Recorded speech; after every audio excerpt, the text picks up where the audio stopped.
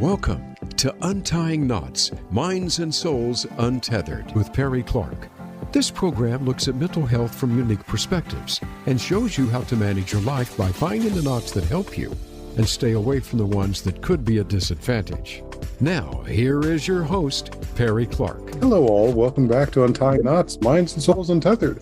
I'm Perry Clark, licensed marriage and family therapist, here with you again. And I've got a treat for you to hear about with our guest today, who was a guest that I also watched on television, and I'm sure many of you do. But before I get into that, I want to put everyone in the classic reminder that this podcast is for entertainment and educational purposes and does not constitute working with the licensed mental health professional in your area. Please seek one out in your area to work on your unique issues.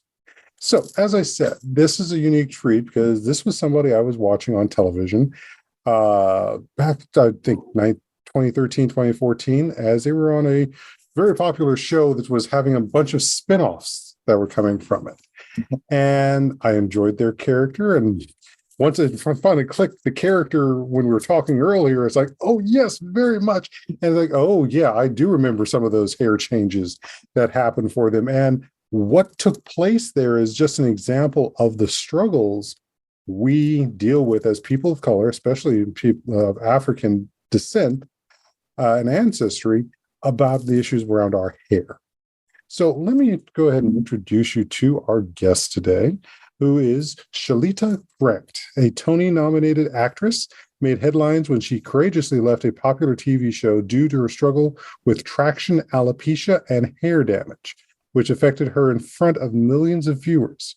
Determined to find a solution, she developed a groundbreaking plant-based hair treatment that addressed her own complex type 4 hair issues. And just for those who know, we have a hair chart, and our hair breaks down to different levels. Type 4 is pretty much is the highest level. This led to her establishing Four Naturals Hair in her dining room in Tallulah Lake, California in 2019, which has now expanded into a nationwide salon and home care treatment system. With its plant-based active ingredients, the Four Naturals treatment has become a transformative solution for textured hair, allowing Shalita's characters to look their best. Though through her brand, she has empowered her clients, lovingly known as Curl Friends, to experience newfound freedom and confidence with their type 4 hair, whether on vacation or in their daily lives. Shalita's commitment to healing and uplifting Black women has also extended to developing a patent-pending textured hair detangling technique that brings pain-free and stress-free experience to both mothers and their children. Despite her own hair struggles, Shalita chose to rise above and make a positive impact on the industry, while finding joy in her personal life with her partner, former MMA world champion Jessica Aguilar, and their 3 dogs in Pueblo, Mexico. So, Shalita, welcome to Untying Knots. Oh, thank you so much for having me. Well, thank you for being here. And when I was contacted about having you on, it's like, and I was reading it, it's like, oh yes, must talk to this person, because I think this is a very key story. As I said, the issue we have with hair, and it's been a long history we've had in this country. I mean, some of the most profound one was the ones that were affecting us in New Orleans with the Chagna law, which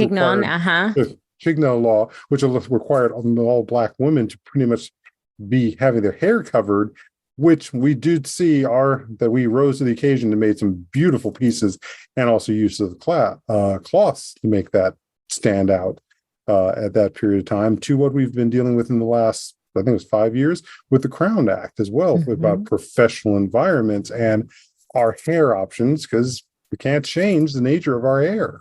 That's right. And today, Juneteenth, today actually marks Michigan passed the Crown Act today through Governor Whitmer. And yeah, the question is, like, when and how does it get passed federally? Like, when does it become a federal right for Black women and men and boys and girls to wear our hair the way it grows out of our head? And not have it seen as somehow unprofessional or disgusting. It's like, wow. It's just that, all of that.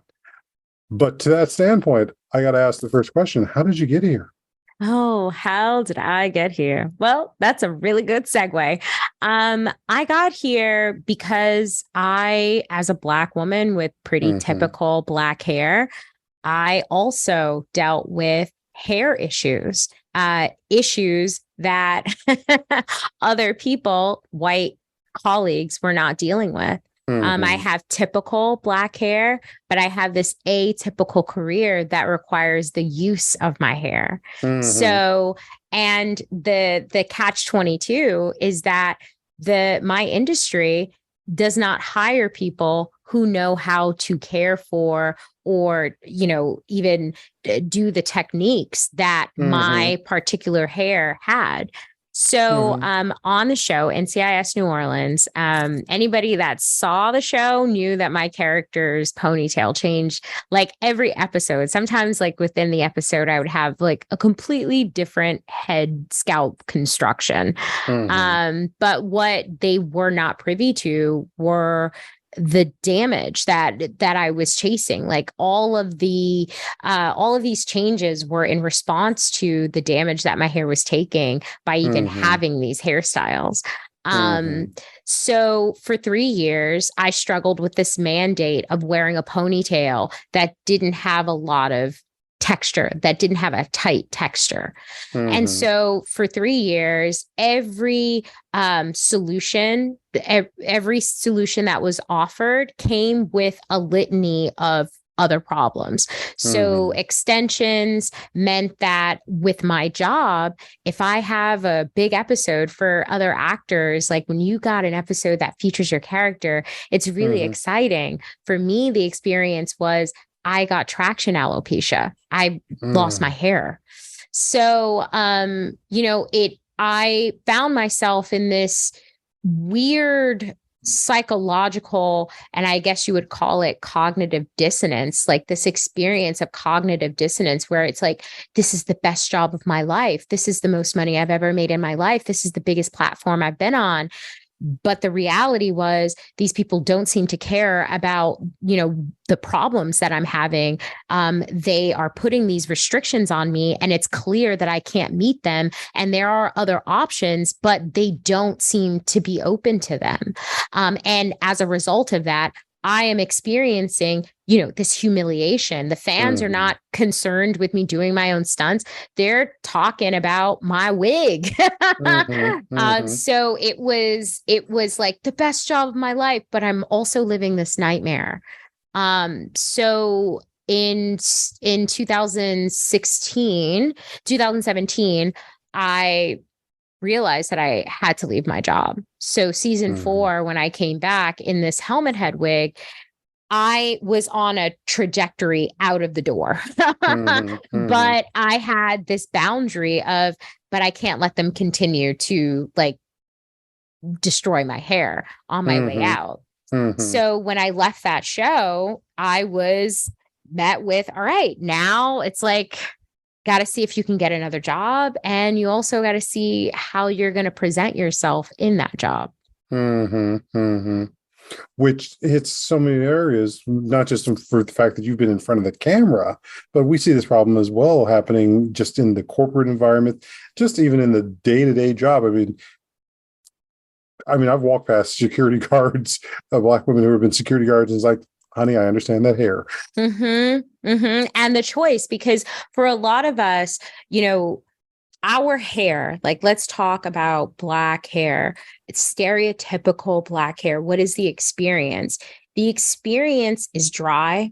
It's super fragile. It's very confusing. It's inconsistent. And we have jobs that we have to show up to every day.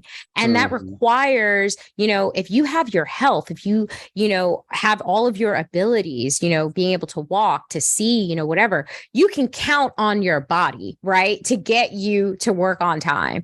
But it's always our hair that can interrupt us getting to work on time, can interrupt us even keeping that job. For a fast food worker, it is not an uncommon experience or an uncommon truth that they know, oh, I know someone who had that happen, where you go away for the weekend or on a day off, you come back to work and you have braids in your hair. Some women get fired that day. Some women, that's used as a thing against her to eventually fire her. So we understand that our hair is the most policed thing on our body. And it's a thing that we need to show up, you got to do something with it. So for a lot of us, we choose wigs. It's easier for a police officer. I've worked with one. She was a girlfriend in 2019. It's easier for her to wear a wig and put it in a ponytail than it is for her to put her own hair into a ponytail.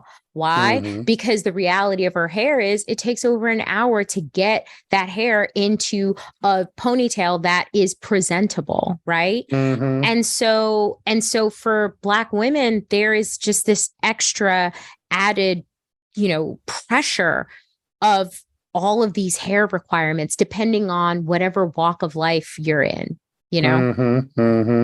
Oh, yeah. And for some, going on to the geek front for a second here, and some have heard in some of my past episodes, there was the Arrow television show, and they had a particular character called Mr. Terrific. And whenever he was in his superhero form, they showed him with basically cornrows. But when he was in his civilian form, he had a bush. And it's do you have any idea how long it takes to do that?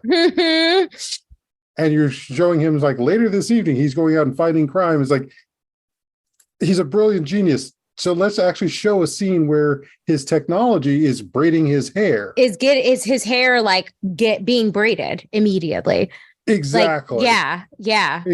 It's just that becomes a factor for that struggle with that suspension of reality, which it sounds like was something that was happening a lot for those watching you deal with that hair struggle, is that the suspension of reality, knowing the struggle and issues we have with our hair, was not allowing them to focus on what your character was doing in the show. Right. And, as an actress, as a trained actress, I understand that your body tells the story.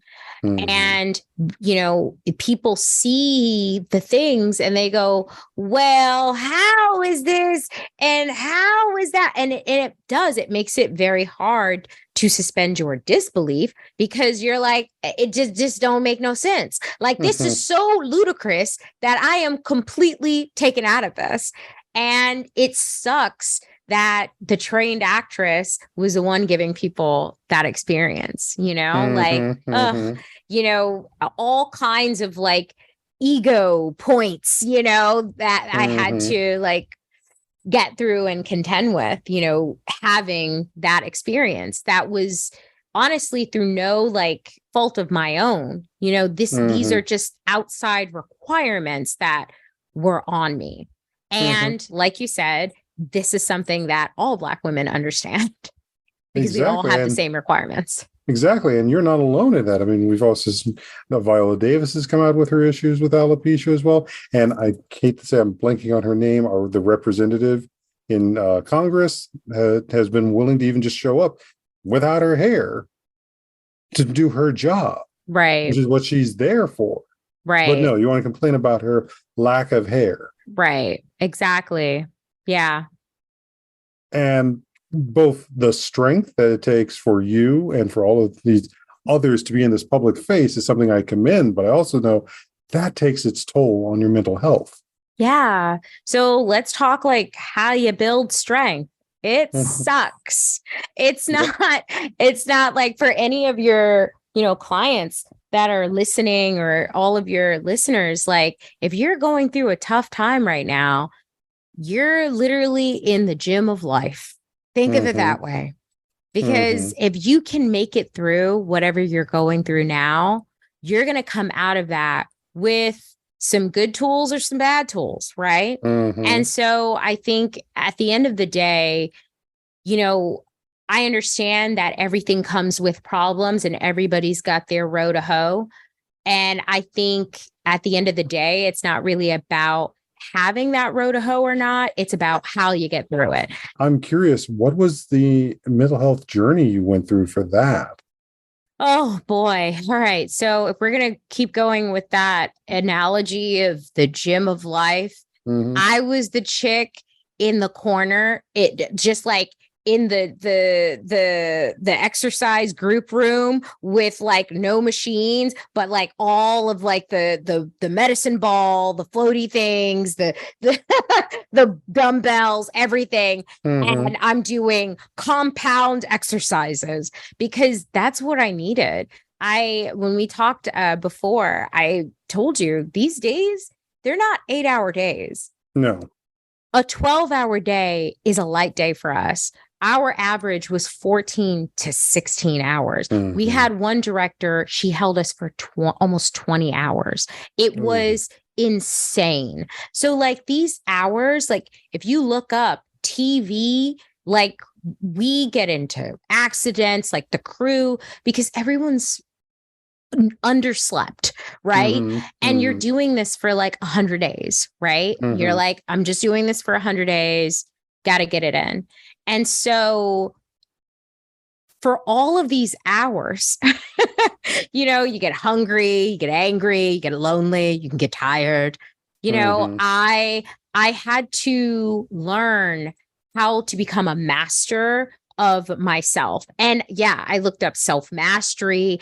Anything my therapist referred to me, any books, I actually read them and put them into practice. Because this is hours a day of just shit. If it's not about the hair, it's about this. If it's not about this, it's about that. And again, the body, right? You haven't slept that much. You don't want to eat catering because it's really unhealthy. And, you get so tired after having grease at 4 o'clock that, by 10, you're fried, and you can't focus. So it was for me, I think of that time now on the other end, like it was like spiritual boot camp, just learning all the ways that I wasn't clean, like in terms of like being within a group, we always say like Hollywood is like high school, but with money.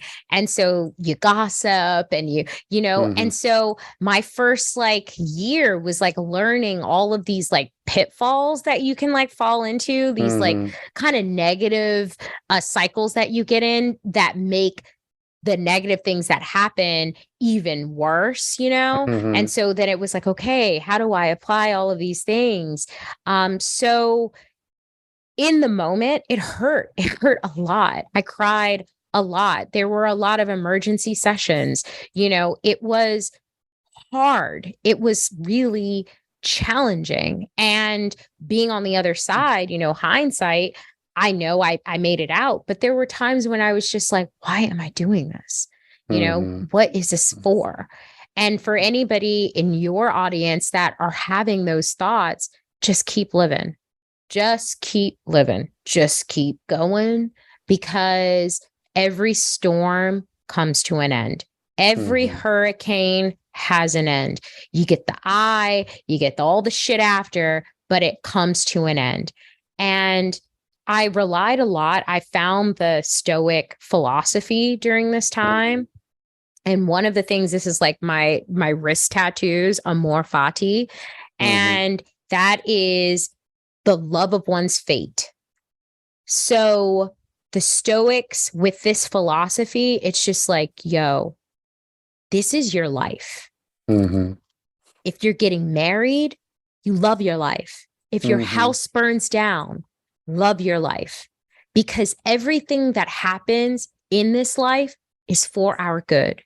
And if it comes with pain, there is a lesson.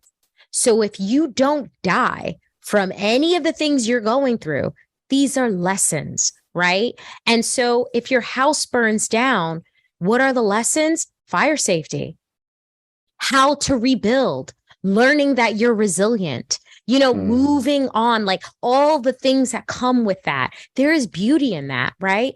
Just as much as with getting married, hell, getting a fucking divorce, So like everything is a lesson or it's love. And for me, it was like, all right, I'm going to make it through this. And when I get to the other side of this, I'm going to get the lesson. But in 2018, when I left that show, I wasn't sure what that lesson was. And I'm going to assume that working with your therapist was part of the way of being able to recognize and find some of these lessons, because what you're also illustrating is what we call post-traumatic growth, which is the opposite side of experience going through PTSD and also complex PTSD, where someone can either have it destroy them or they can build something from it and build themselves, which is the growth standpoint of it. And that's what we always want to encourage with our clients. Sometimes it just takes a bit for them to start seeing where the growth is there. And that can be part of our mental health journey. Yeah. Yeah. Isn't that beautiful though? And I think that's so cool that you like help people come to that realization. One of the things that my therapist, the one that I've been in therapy for like 12 years or something like that. But my last one is the one that I had for several years. And one of the things that she said to me when we first started working together was, my job is to help you be happier being you. And it was like, wow, with that framework, I was able to work through like the relationships that I had at the time, with management and, these professional relationships, and like understanding who I was in relation to these people and how these, like what we were doing, how it made me feel, and how sometimes I found myself negotiating out of, being in alignment with myself. Like, I don't feel like this is the right thing, but because they're telling me, I'm just going to do it, And so the end result of that, I'm just going to do it. It's that self-betrayal, right? When it doesn't go right. Right. And learning how to trust myself again, just learning how to be more comfortable being myself and having the thoughts and feelings that I have. Which is something that gets caught up, and it can be easily caught up. As you mentioned, Hollywood is like high school in that idea that we have to fit in the crowd. And that's even harder when you are being a Black acting professional on a show that's being seen across the country and is in syndication as well. That image becomes, the thing that we're supposed to be focusing on, as opposed to your well-being for you. Yeah, definitely. And making that choice for myself, like choosing my well-being over a paycheck was really scary. But it became necessary. And I think that choice is also part of my story with myself. When I had these like rock the boat moments in life, it's like, yeah, but at the end of the day, you've proven yourself to choose yourself. So, it's going to be okay. It's rocky, but it's going to be okay. It's been worse. Well, you mentioned that some of the work and we also talked about this in our pre-show, was the standpoint of one of the things that would have made for your character realness, and something that could have worked in the show, was this journey with the alopecia and the struggles that what it means for let's say a Black police officer, which is the character, law enforcement agent you were playing, to deal with this issue of the hair and their day-to-day life. Yeah. But that like, those were decisions. I always say this is above my pay grade. I mean, these were the above my pay grade, decisions. At the end of the day, that show has its, like, the stories that they are comfortable telling, for the reasons they're comfortable telling them.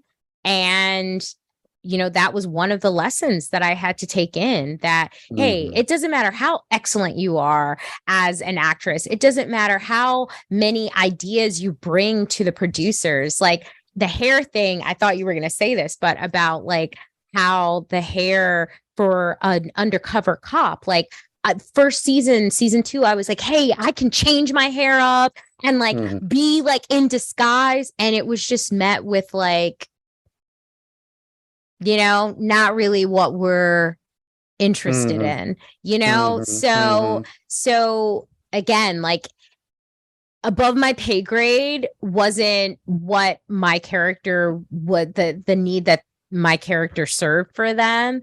And yeah, like at the end of the day, that was it. And I had to leave because of that. Like we were not aligned, we were mismatched. Which then also creates an issue, I think, larger, and this also plays into our larger mental health as a group in society, is like you're gonna have Black characters, we're gonna have some different stories there. And if you really want us to believe and buy into your show, it would behoove you to place to some of our storylines. Yeah. I've just been listening to a bunch of stuff talking about the book that recently came out, the horror stories in Hollywood. Kanana Reevdu and Stephen Barnes have on their Life Writing podcast, they have the author of that talking about some of the experiences that have come in Hollywood with the storylines for marginalized and POC characters, such as like what happened in Sleepy Hollow, Shamar Moore's character on I think it's Criminal Minds, and so forth, and the things that were lacking for them. Even the storyline for what's his name, I can see his face. I can see the name written, but for some reason I can't pronounce it. It's last name starts with a P. He was I know he's in Matrix, the second movie. Either way, he was on Lost.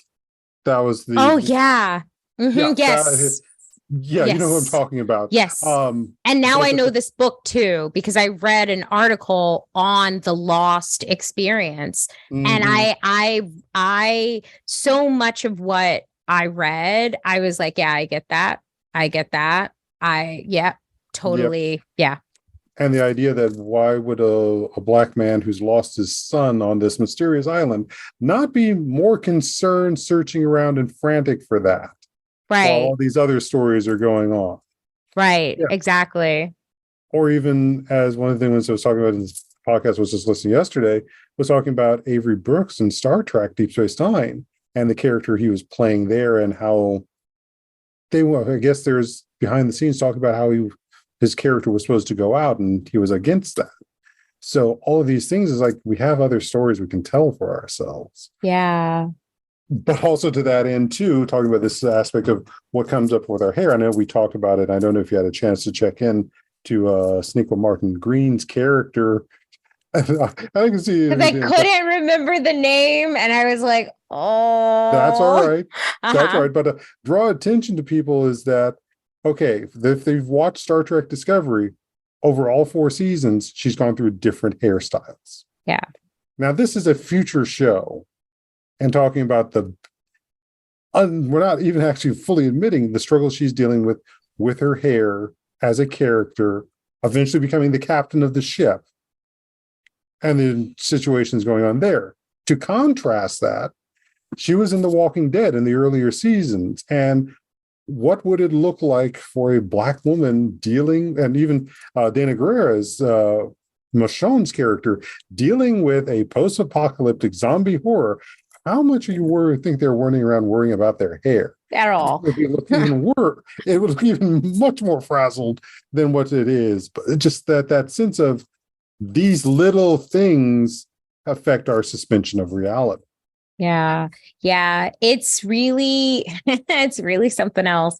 I was just thinking though about the future, and I was like, damn, even in the future, we don't even have technology dedicated to our hair, because just right now off the cuff, I'm like, why couldn't she have like a super machine that it's a hooded thing and it just makes a new hairstyle? That's amazing. But even in the future, we have no hair care. There's no hair, like nothing.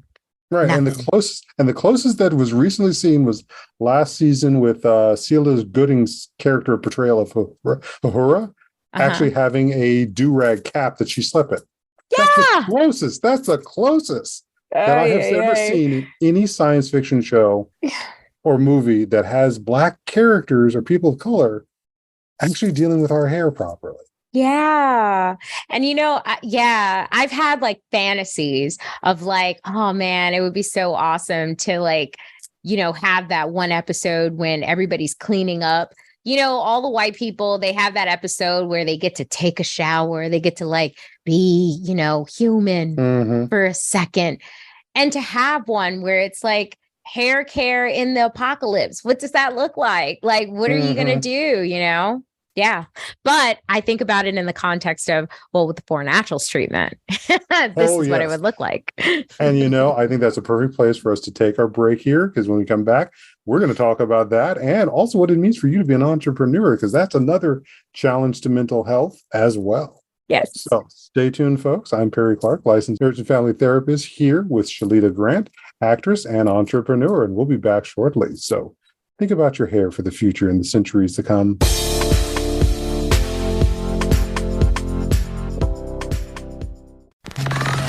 Enjoying our shows and can't get enough of us?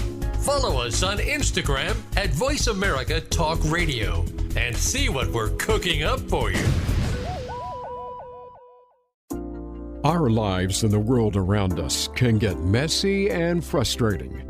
Untangle and Grow Counseling's focus is to untangle that mess and make sense of it, so you have a good foundation to build and grow from. Visit us on the web at untangleandgrowcounseling.com. Perry Clark offers individual psychotherapy, couples and family therapy, and adolescence therapy from a variety of coping materials and resources. Visit untangleandgrowcounseling.com for more information. Do you often find yourself at odds with coworkers, friends, or family? Do you have a short fuse and easily end up in arguments? Frustrated with your inability to have a healthy dialogue with anyone? Maybe it's time for a shift in your communication style. Maybe it's time to stop telling and start listening. And join this podcast where you'll discover how to elevate your conversation and navigate the tensions in those difficult relationships. Stop telling and start listening with David Cook, Mondays at 11 a.m. Pacific Time on the Voice America Empowerment Channel. We're on Facebook, along with some of the greatest minds of the world, and that includes you. Visit us on Facebook at Voice America Empowerment.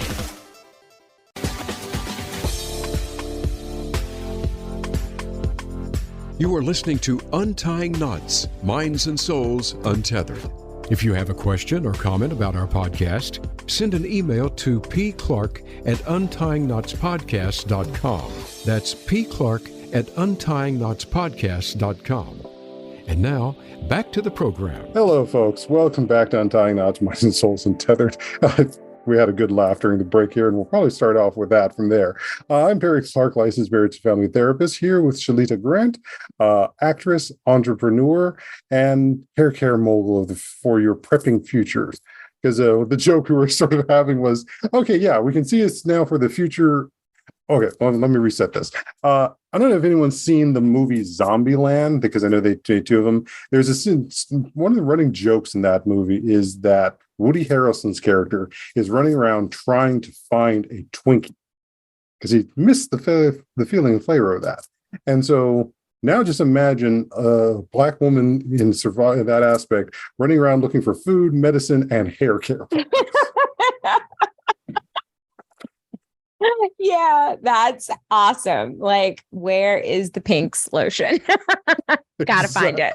Exactly. And I was like, oh, no, I'm not running away from these zombie motherfuckers without, and yes, you can cuss on the show, without the box of the Pink soap. Or it's like you've held up and built the fortress in the warehouse that has just cartons and cartons of their Pink soap.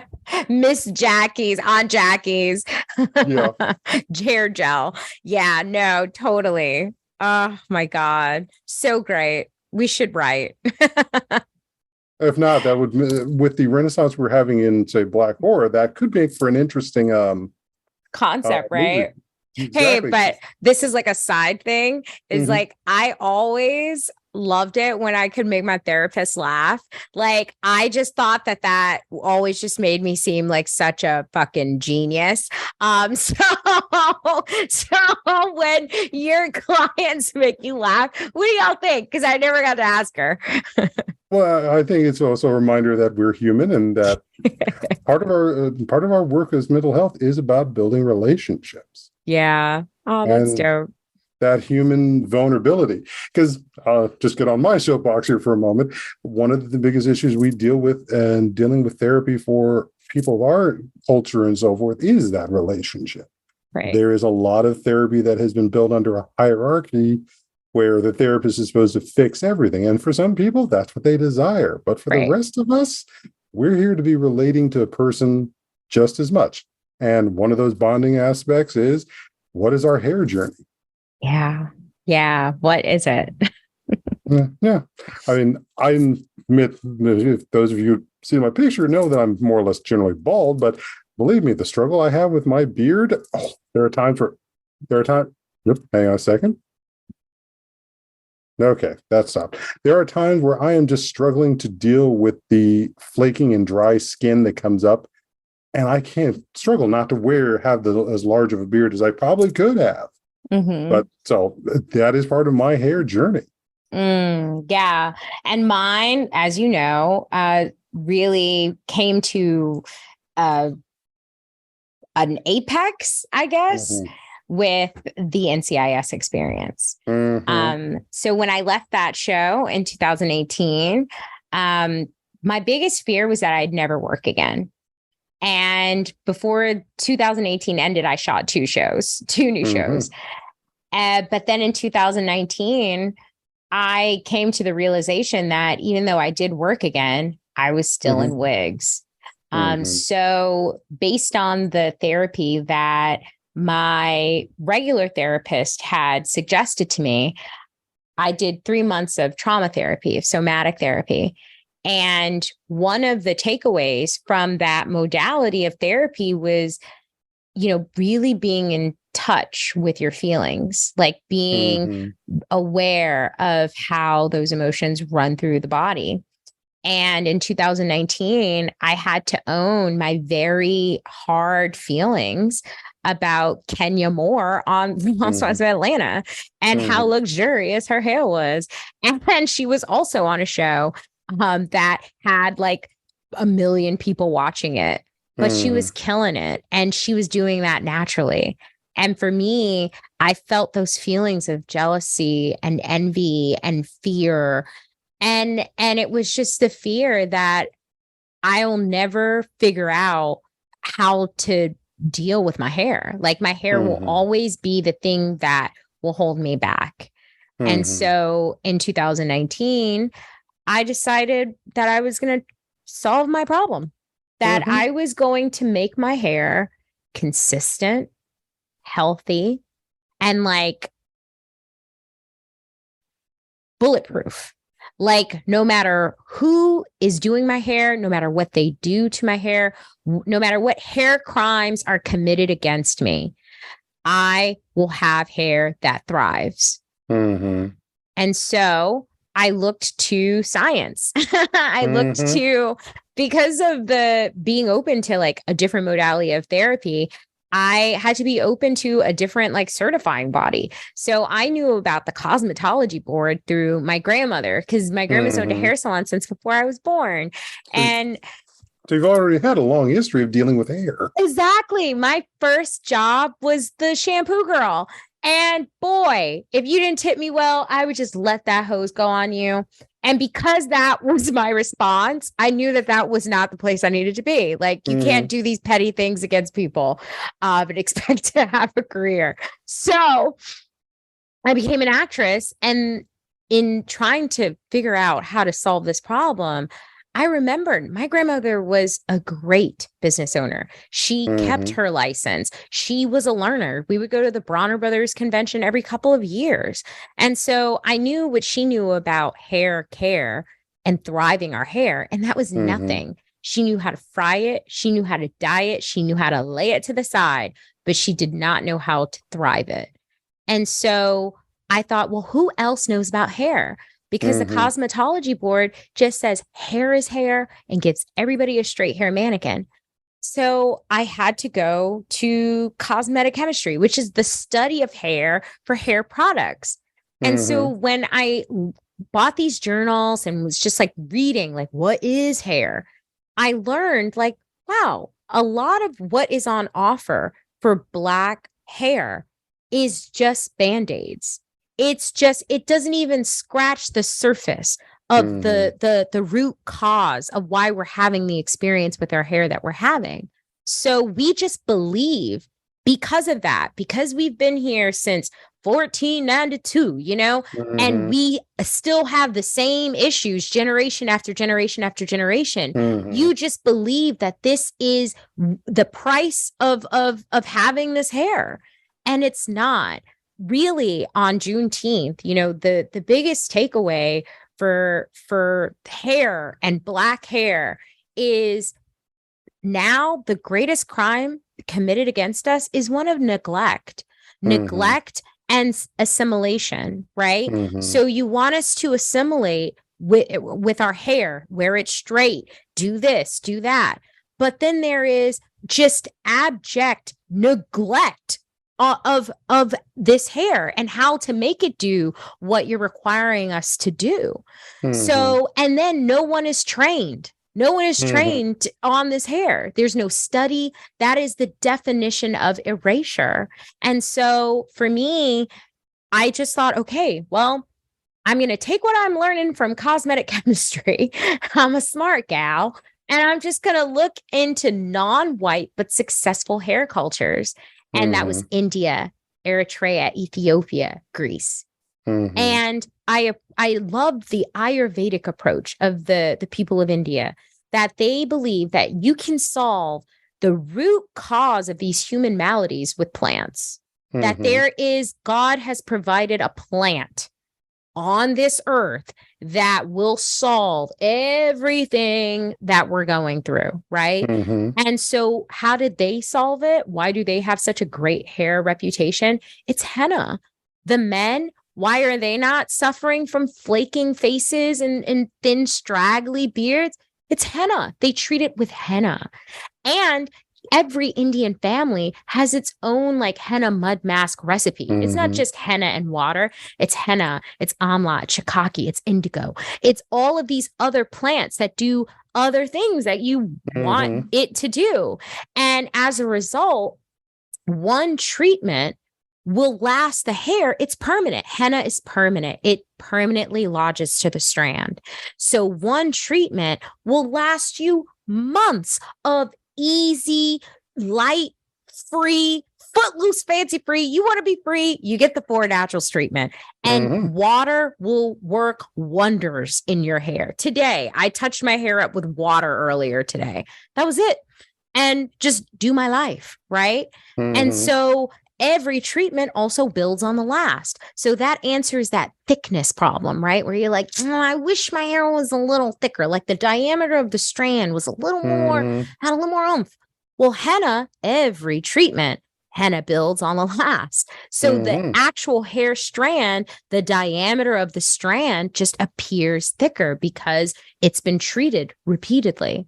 And so when I saw that, I went back to the cosmetology board. Well, if this is a miracle, why aren't we doing this? Like, am I missing something? Like, I can't be the only person that sees this. And so what I learned was, yeah, the cosmetology board does have a little section on henna. It's one paragraph, and it says, there are a lot of hennas that contain chemical and metallic salts. These chemical and metallic salts have a terrible reaction with hair color, hair dye. And the hair will smoke, it'll catch fire. And so because you can't tell what henna your client had, don't color or touch or even bring henna into your salon. And so that's what most cosmetologists remember. So they look at henna like it's a bad thing. But when you take that statement and take what they've taken away from that statement, you see that it's incomplete. It's unfair. They said some hennas contain these chemical. So, but what about the ones that don't? Yeah, which and the is ones found in that, nature. yeah, It's just nature doesn't have henna. these chemical salts. Exactly. It's just the henna plant that's been dried and pulverized into a powder. And then when it's mixed with other liquids, aloe vera, water, whatever, it can be applied to the hair. And the way that henna functions, the function that you're saying is terrible, that it's permanent and that it remains in the hair, that's actually what people with this hair type have been craving. That's why we use 15 products in our hair, because we're like, oh, if I use 15 products, that's going to add enough weight to weigh my hair down. And it's not that. You just get product buildup. But henna, when you do 15 henna treatments, your hair just hanging. It's just hang-a-langing. It's doing exactly what you wanted to do with those over-the-counter products, but you're doing it in one treatment. Oh, yeah. Which, it's strange as you were describing that, I suddenly felt like this is no different than the executives on the show saying they don't care. Yeah. Yeah. It's exactly the same. So again, that's why for me, it's very clear that this is an issue of neglect, intentional or unintentional, that it's just plain old neglect. Just, we're not even going to acknowledge the issues that you're having. And one of the things that came to me after my, third treatment, for me, this was about solving a problem. It wasn't about starting a business. It was about solving this typical Black hair with a typical career. How can I make it so that no matter what a director asks of me, I can do it? Like my hair is not going to hinder me. And so after my third treatment, and I'm like living free, and I'm recognizing I'm not spending a lot of money at hair salons. I'm not buying new products. I'm just using what I have because it actually works better in my hair because I have better hair. I realize the best way to rob a people is to convince them that they have no value. So because you don't value the hair growing out of your head because of all the can'ts, right? The inabilities, you spend money, invest hundreds, thousands of dollars in other hair, in chemical things, in professionals who are just hiding the problem, right? And so you're investing out of your house, right? With the Four Naturals treatment, I realized I didn't need to spend all that money. I got better hair. And so with better hair, I have better processing, I have better styling, I have better manageability. So there's no need to purchase intervention products or services because there's nothing to intervene with. My hair is just great. I can straighten it. I can wear it curly. Perfect. Beautiful. Which also brings up that aspect too of the idea that there's entire industries that are built around the idea of intervention, and they're the last ones you want to see a solution come up, because guess what? They've built themselves and their sense of identity around that intervention. Yeah, around you not being good enough for you. Like if your whole problem is you, and if for $79.99, if you just buy this, it's going to make you so much better. And then you ain't going to be you, because you don't need to be you. You need to be somebody else. So, so you just try to become somebody else. And then you're having this taut relationship with yourself when the wig comes off, when the track slips, because you're revealing yourself to yourself. Oh man, I just thought of another. Hold on, I'm going to plug up my computer. 1 second. Not a problem. Because I can just think about how many times do we have the jokes about the drag queen or even just the idea that you've managed to rip your aunt's wig off at the Christmas dinner that have been used as jokes in Black media for, how long? Yeah. 1970s? Yeah. And how belittling that is to women or those who have to wear the hair wigs. Even to the standpoint of Black men wearing the toupees, just because of the feeling of the image of self. Yeah. Yeah. And just like how that has lent itself to, people yanking Black women's wigs off in public, like walking down the street, just yanking them off, like doing YouTube videos that are like prank videos about like snatching Black women's wigs off. So for us, the people who are bewigged, there is this paranoia of like, do you see the lace? Is something showing? I can't bend my head over because you'll see everything. Like, and even sex can be awkward, right? Like, do you touch it? Do you not touch it? Do you put it on the stand? Like, what do you do? How do you deal with your hair? And so again, for me, the goal was about freedom. The goal was about charting all of these areas in my life where I felt shame, where I felt blame about my hair. And I wanted to heal that. And I did. And to that end, I'm wondering what your experience has been like as an entrepreneur in and of itself. Being here, also championing your product. Yeah, becoming an entrepreneur was a challenge. It was a challenge because it made me come face to face with a limiting self-belief that I had based on childhood. So as a kid, my mom was 18, my dad was 17 when they had me. They were wild. Like, they were kids and their goals were the New Jack City life. So my mom went to jail. My dad was shot in his face. He survived. My mom got out and they just made really poor decisions. And one of the things that I recognized in my mom that was just so bizarre was that my mother had and still lives this way, 70 professions. She was a author, a manager of models, a manager of singers, a perfumier. She had a hair salon. She became a mime. She was a youth pastor. Just like every week almost, it felt like she had some new career: playwright, actor, producer, documentarian, camera person. It's just it was so chaotic. And I knew with that hustle lifestyle, the other side of that was horrible if you're a dependent on someone who's living this erratically.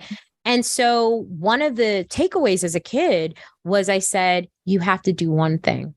You can only do one thing. If you're going to be successful, you can only do one thing. And so, and I had evidence of that in my life. The two high schools that I went to, they were performing arts high school. The second one, I went in, I won all this stuff, got noticed by Juilliard, went in audition, got into Juilliard. And so, I've traveled the world before I was 17 based on acting. So I had all of these, this is what it is. And then here I am with this magic mud mask. And I'm like, oh my God, I have to get this to everyone, but I can only do one thing. I can't be an entrepreneur and be successful. And so that has been part of, my growth. Being an entrepreneur it's a spiritual journey more than anything. And I like to think of it as I'm building a roller coaster in my backyard. That's what I tell myself when the going gets tough. And it's and the thing goes and then it doesn't go over and it's just goes down like that. So it's okay, I gotta build another thing to make this go. And then we test it, and that's been the experience. But, the spiritual growth part, all of the limiting self-beliefs and that imposter syndrome. One of the things that became apparent to me was my thoughts of who do you think you are? You can't do this. Who do you think you are? That imposter syndrome, it's meant to stop me. It's meant for everything to stop and then I go away because I don't know what I'm doing, right? And I don't know a successful, multi-hyphenate in my family. I don't have that track to follow. Mm-hmm. And but you get to invent it for yourself and for those who come after. Exactly. And that's what I did. So for me, the imposter syndrome became, these are my pit stops. I'm going to actually listen to that. I'm going to listen to that, not the meat, but the bone. Like, all right, like not the bone, but the meat. Like, all right, not the who do you think you are? I'm going to take you don't know anything about websites and how they work. Okay, that's a pit stop. That's not you got to take your ball and leave the arena. That's okay, now I'm going to learn. Who do I learn from? Who, not how. Okay, let me hire this person and da-da-da. Boom, done. Now what? And it's like nothing. And then you go. And then that imposter syndrome pops up again. And it's like, who do you think you are? You don't know anything about like money systems and making sure that how to get dermatological testing. And it's like, what if people's hair fall out? And it's like, oh my God, what if people's hair falls out? But that's the bone.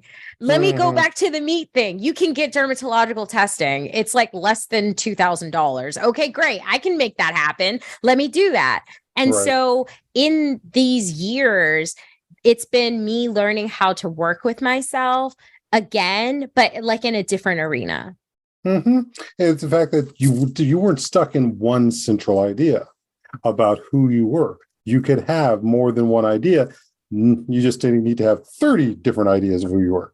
Yeah. You have 3 or 4, and some of those 3 or 4 can overlap and work together. Yeah. So like putting that little girl in check, like, listen, you don't have to have one job. Like you said, you can have 3. They can overlap. Like life is long, dear, Well, if anything, I wouldn't have said putting the little girl in check. It was like helping her see the dreams that she wasn't getting to see. That's beautiful. Thank you. And on that note, I think that's the perfect place for us to go and wrap. So where can people find more about you and especially Four Naturals? Go to fournaturalshair.com. That's FOUR, naturals as in all of us, plural, hair.com. And you can follow us at fournaturalshair.com or follow me only on Instagram, Shalita Grant. All righty. So it has been a pleasure, and thank you for being on the show. And I look forward to everyone hearing more about this.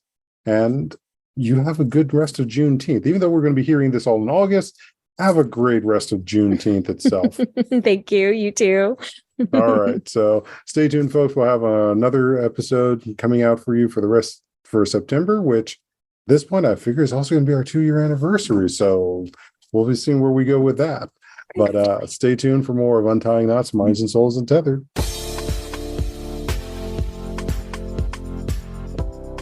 Thank you for tuning in for Untying Knots, Minds and Souls Untethered. Be sure to join your host, Perry Clark, for another episode on the podcast coming soon on the Voice America Empowerment Channel.